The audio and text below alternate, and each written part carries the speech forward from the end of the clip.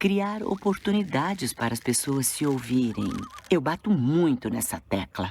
Se não existe um lugar, o jeito é criar um lugar. Porque se você está solitário, sabe que outros também estão. Exato. Encontre outra pessoa solitária. Trudy, você é uma pessoa tão incrível e especial. E pensando agora nas épocas da vida em que eu me sentia solitário, eu Bom, só queria olha, é deitar na que- cama e me esquecer da Clancy, vida. quando eu cheguei aqui eu não conhecia ninguém. Aí criei meu primeiro grupo de apoio com 2 pessoas. O Fred e o Steve. Oi, Trudy! 2 pessoas. Não criei um centro. O grupo cresceu organicamente, começou do zero. Legal. Eu nem tinha ideia de fundar um centro. Sei. Eu queria companhia. Entendi. E hoje, nem lembro como conheci o Fred e o Steve. Eu acho que foi através de um amigo do meu primo, ou coisa assim, sabe? Sei. Ah, Isso é tão legal. quando botamos uma coisa na cabeça, parece que o mundo magicamente ajuda. Já sentiu isso? Já. E é impressionante ver isso. É quase como se o mundo estivesse esperando a gente decidir de que lado está e... E o que mais importa pra você? É. Ah, é. Isso. Como a gente foca as energias no que realmente importa, no que é mais valioso. E isso varia muito. Quando a gente tá sozinho, ter companhia é o mais importante. É. Quando a gente tá com fome, ter comida é o mais importante.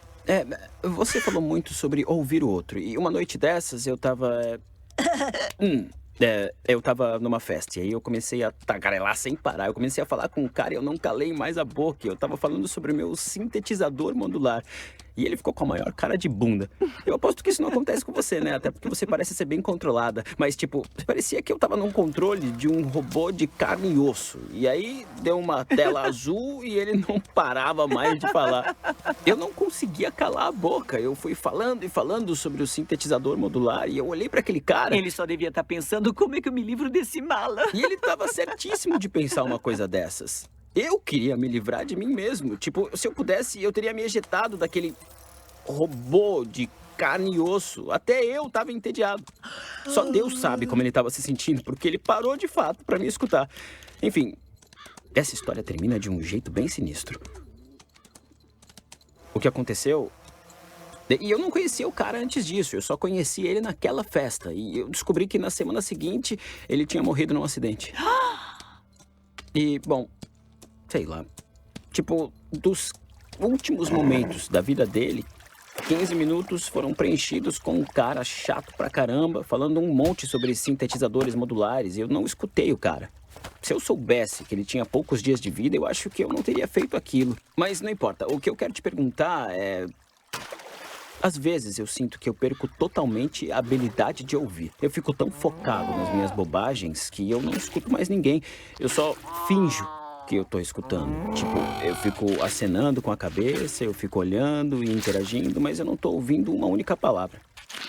Pode falar um pouco sobre como nós podemos aprimorar a habilidade de escuta nas nossas vidas? Posso.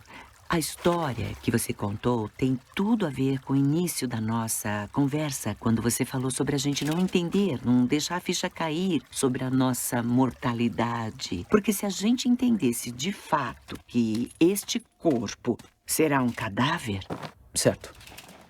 a hora da morte é incerta, mas a morte é certa. Se entendêssemos isso de fato, teríamos menos momentos de arrependimento por desperdiçar nosso tempo e o dos outros. Aproveitaríamos o tempo. Pessoas com doenças terminais às vezes dizem que são estranhamente gratas porque nunca tinham se sentido tão vivas. Sei. A gente pensa, nossa, sério? Mas é aí que está. Elas estão mais cientes da natureza efêmera das nossas vidas.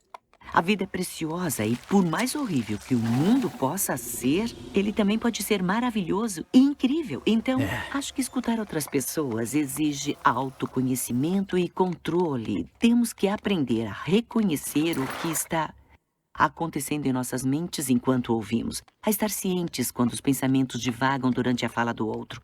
Muitas vezes nem nos damos conta, só pensamos, meu Deus, não escutei o último parágrafo. É verdade. Mas passamos muito tempo assim, nesse estado mental de fuga. No qual, como você falou, um robô? E a gente não tá nem na sala de controle, tá preso no banho. Eu já ouvi falar que a meditação é tipo um preparo pra morte. Mas É eu pra acho vida. é um preparo pra ouvir. Tirando que fiquei intrigada pelo que você disse sobre a prática da escuta, porque, de certa forma, escutar é basicamente escutar nosso próprio corpo, escutar os sons da vida ao nosso redor. Pode crer. É o que nos faz viver o momento presente. Escutar nossas vozes internas e intuições. Toda vez que eu não dou ouvidos a uma intuição, é um desastre. Toda vez. Toda vez, Clancy. Eu sei. Eu te amo, Cassiopeia.